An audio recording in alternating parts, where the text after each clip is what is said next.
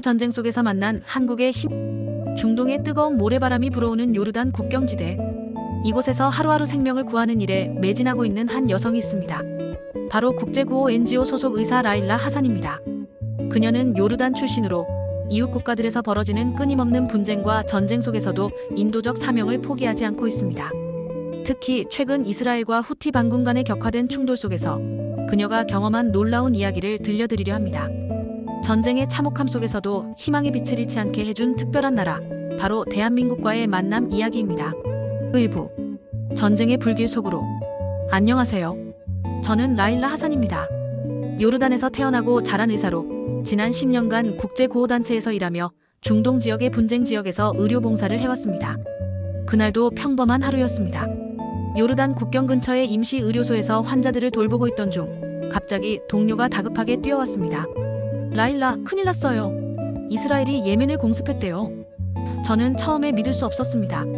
하지만 곧이어 들려온 뉴스는 충격 그 자체였습니다.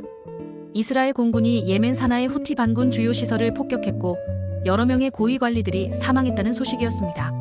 제가 일하는 곳에서 그리 멀지 않은 곳에서 벌어진 일이었기에 마음이 더욱 무거웠습니다.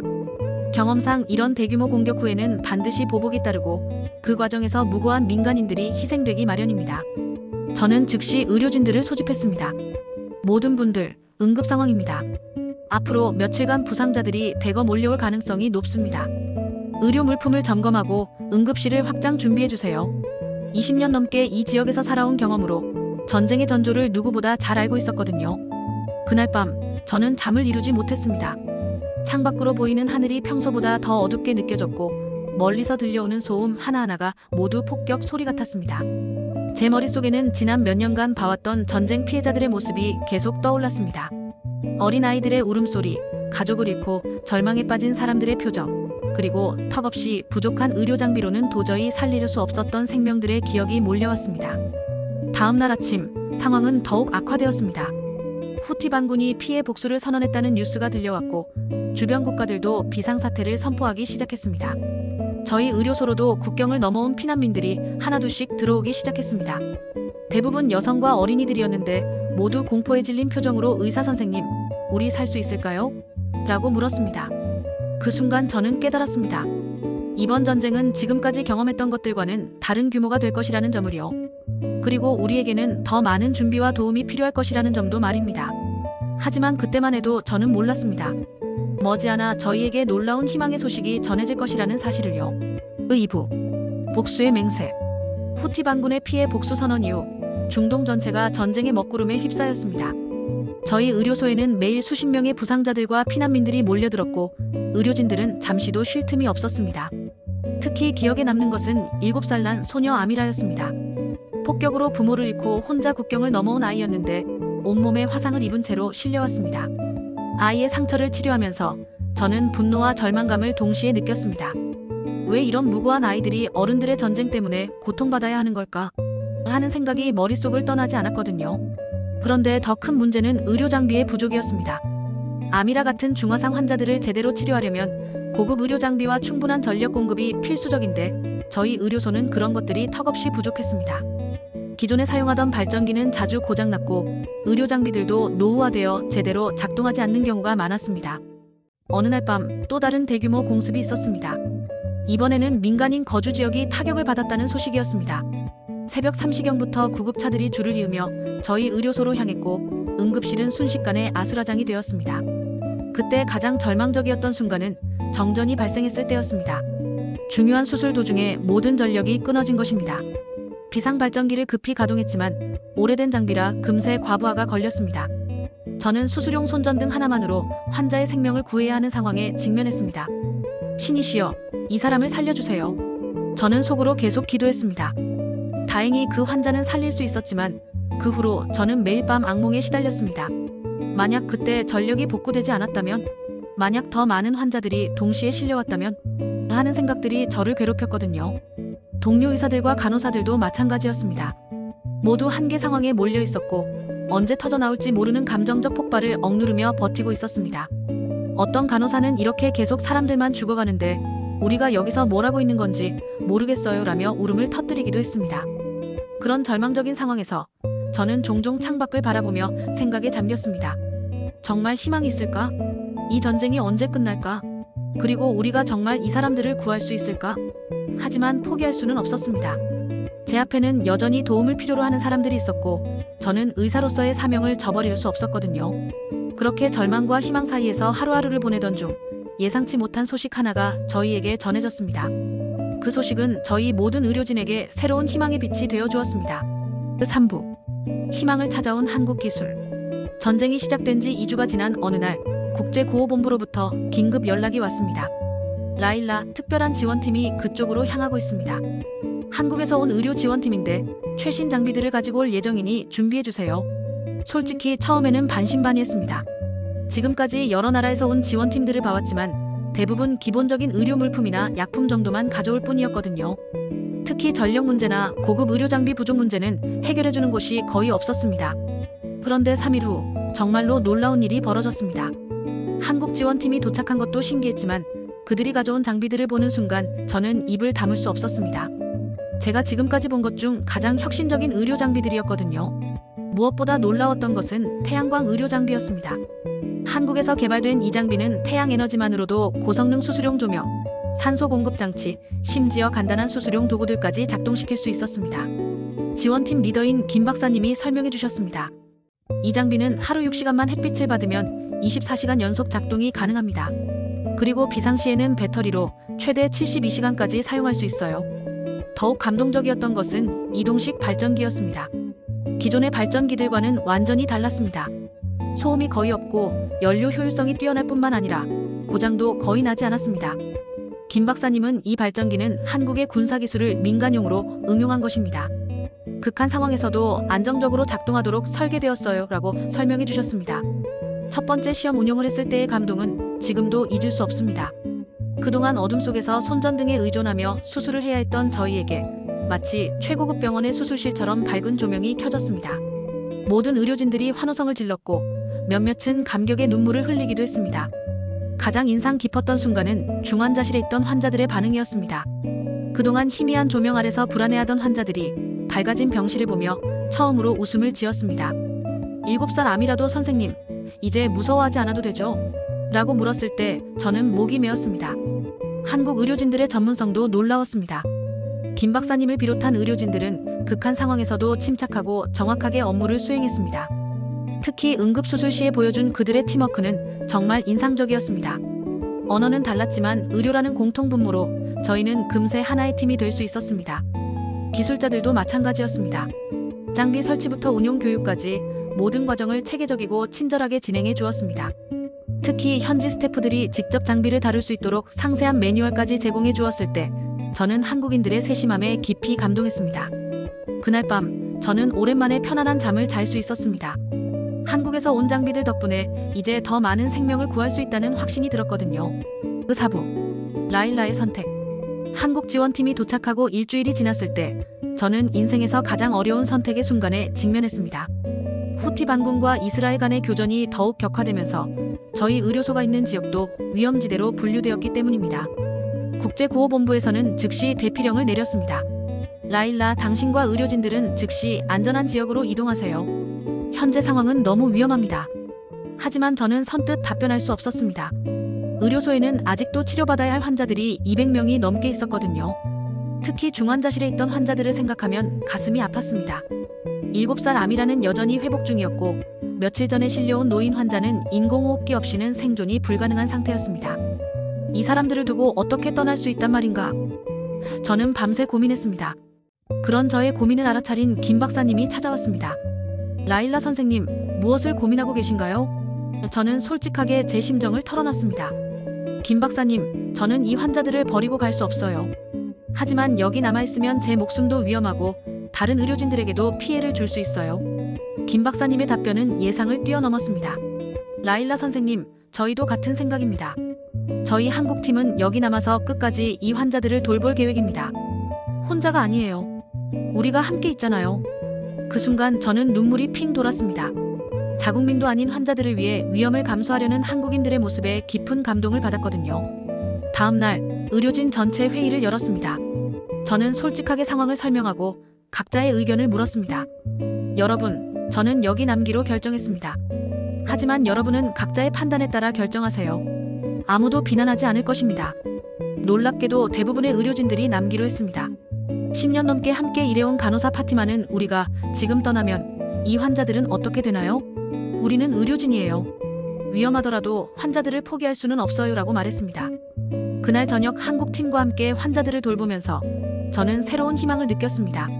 혼자였다면 두려웠을 선택이 함께하는 동료들이 있으니 용기가 되었습니다. 특히 한국인들의 변함없는 의지와 전문성을 보며 우리가 여기서 해낼 수 있겠구나라는 확신이 들었습니다. 김 박사님이 말했습니다.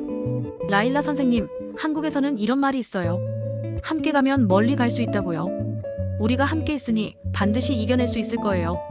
그 말을 듣는 순간 저는 제가 올바른 선택을 했다는 것을 확신했습니다. 그날 밤부터 저희는 새로운 마음가짐으로 환자들을 돌봤습니다.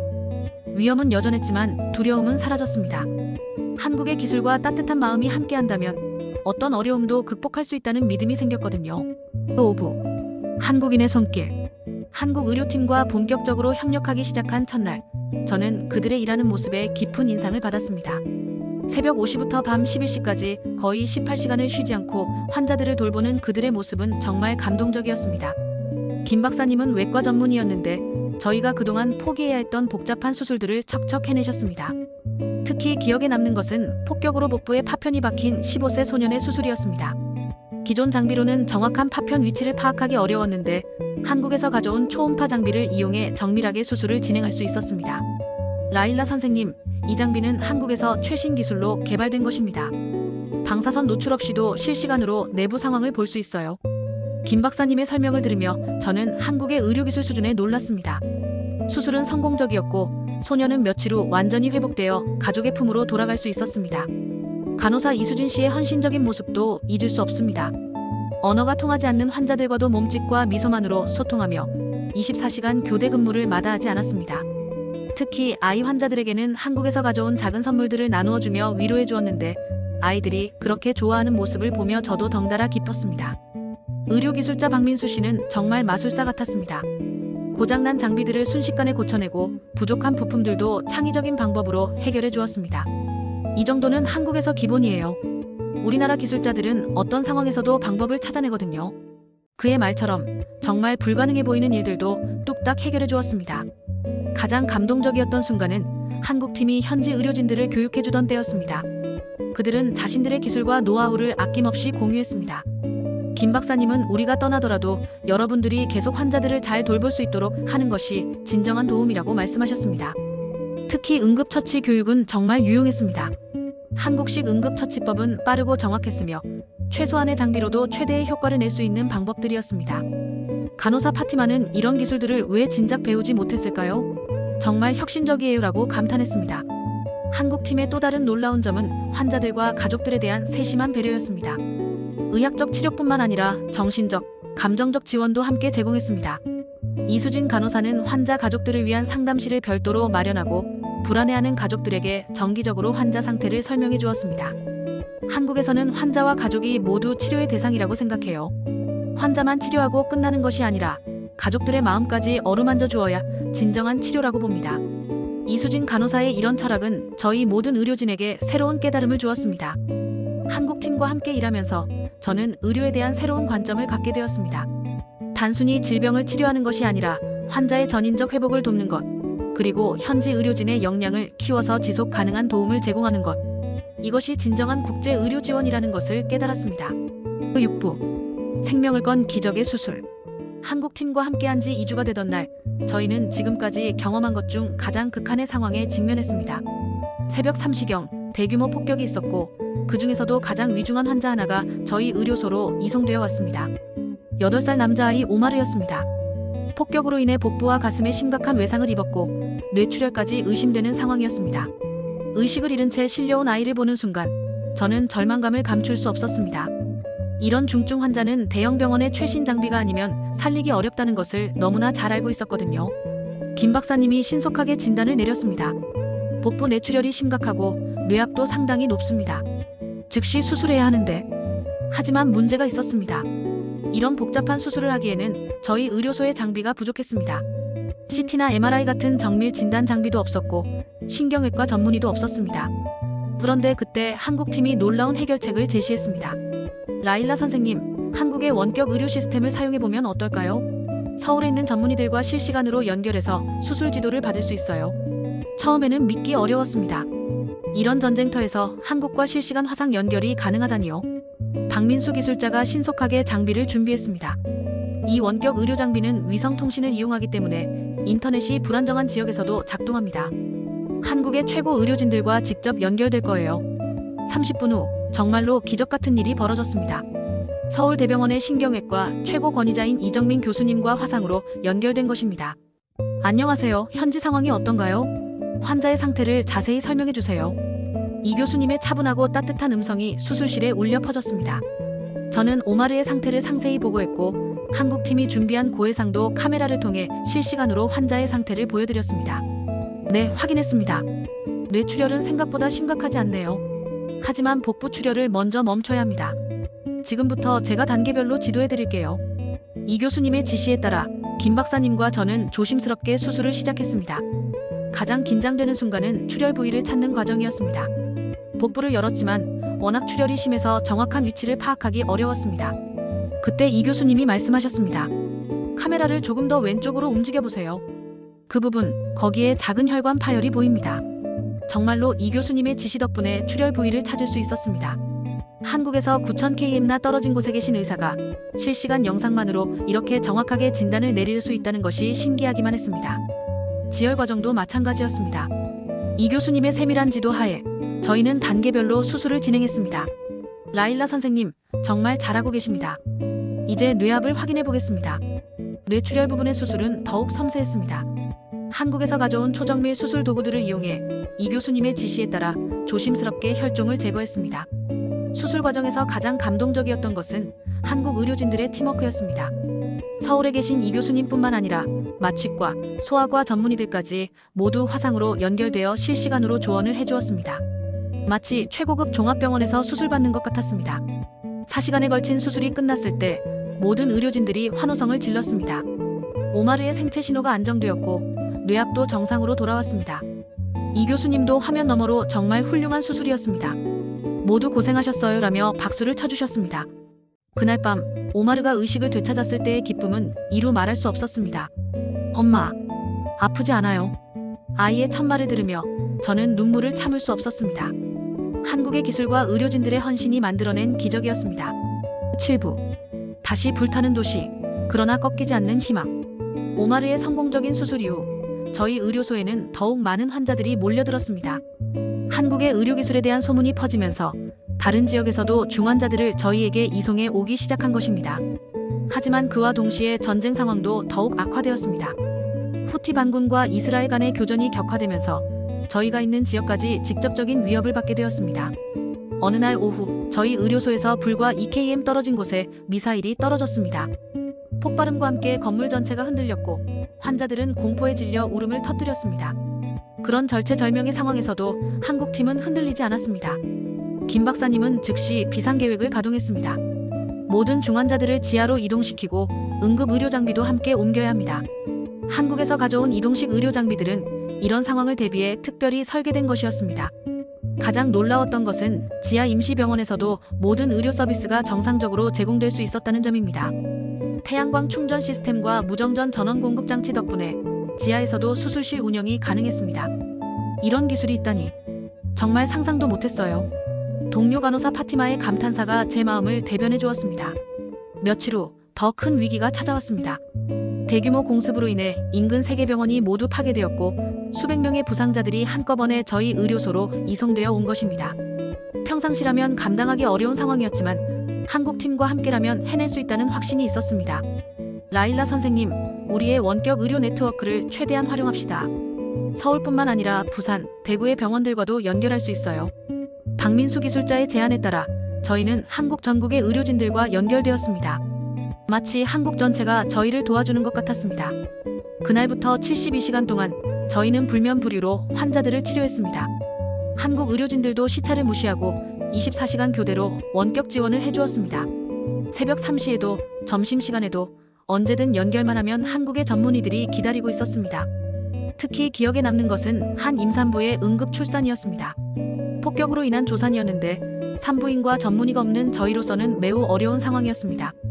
하지만 서울 삼성병원의 산부인과 전문의와 실시간 연결되어 안전하게 출산을 도울 수 있었습니다. 태어난 아기의 첫 울음소리를 들을 때 모든 의료진이 감격의 눈물을 흘렸습니다. 이 아이의 이름을 희망이라고 지을게요. 이런 절망적인 상황에서도 희망을 잃지 않게 해주신 여러분들 덕분이에요. 산모의 말을 들으며 저는 한국팀과 함께 일할 수 있어서 얼마나 행복한지 새삼 깨달았습니다. 한국에서 온 구호 물품들도 계속 도착했습니다.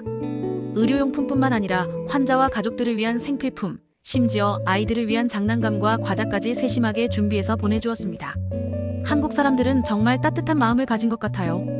우리를 가족처럼 생각해 주시는 것 같아서 감동이에요. 환자 가족 중 한 분이 하신 말씀이 저의 마음에도 깊이 와닿았습니다. 가장 인상 깊었던 순간은 한국 초등학생들이 보낸 응원 편지들이었습니다. 서투른 영어와 그림으로 표현된 따뜻한 마음들을 보며 저는 한국이라는 나라가 정말 특별한 나라라는 것을 느꼈습니다. 멀리 있지만 마음은 가까이 있어요. 빨리 전쟁이 끝나기를 기도해요 같은 메시지들을 읽으며 절망적인 현실 속에서도 희망을 잃지 않을 수 있었습니다. 8부 라일라의 다짐 국뽕 엔딩. 한국 의료팀과 함께한 지 2달이 지났을 때 드디어 휴전 협정이 체결되었습니다. 완전한 평화는 아니지만 최소한 민간인들에 대한 공격은 멈춘 것입니다. 그리고 한국팀에게도 본국으로 돌아가라는 명령이 떨어졌습니다. 이별의 날이 다가오자 저는 말로 표현할 수 없는 아쉬움과 감사함을 동시에 느꼈습니다. 지난 2달간 함께 수많은 생명을 구하고 절망적인 상황에서 희망을 만들어낸 동료들과 헤어진다는 것이 믿어지지 않았습니다. 마지막 날 환송회를 열었습니다. 그동안 치료받았던 환자들과 가족들이 모두 모여서 한국팀에게 감사 인사를 전했습니다. 7살 아미라는 한국말로 고맙습니다라고 말하며 직접 그린 그림을 김 박사님께 선물했습니다. 수술로 목숨을 구한 오마르는 저도 커서 의사가 되어 다른 사람들을 도울 거예요 라고 다짐했습니다. 김 박사님은 작별 인사에서 이렇게 말씀하셨습니다. 저희가 여기서 배운 것이 여러분들께 준 것보다 훨씬 많습니다. 진정한 의료인의 모습이 무엇인지, 인류애가 무엇인지 다시 한번 깨달았습니다. 감사합니다. 하지만 저는 그 말에 동의할 수 없었습니다. 그들이 저희에게 준 것은 단순한 의료기술이나 장비가 아니었습니다.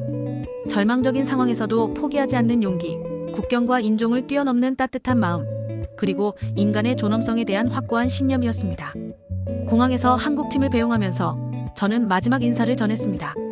김 박사님을 비롯한 모든 한국팀 여러분들이 저희에게 보여준 것은 단순한 의료 지원이 아니었습니다. 그것은 한국이라는 나라가 가진 놀라운 기술력과 더 중요하게는 따뜻한 인간애였습니다. 여러분들은 자국민도 아닌 저희를 위해 목숨까지 걸고 도와주셨습니다. 최신 기술을 아낌없이 공유해주시고 밤낮 없이 환자들을 돌봐주셨습니다.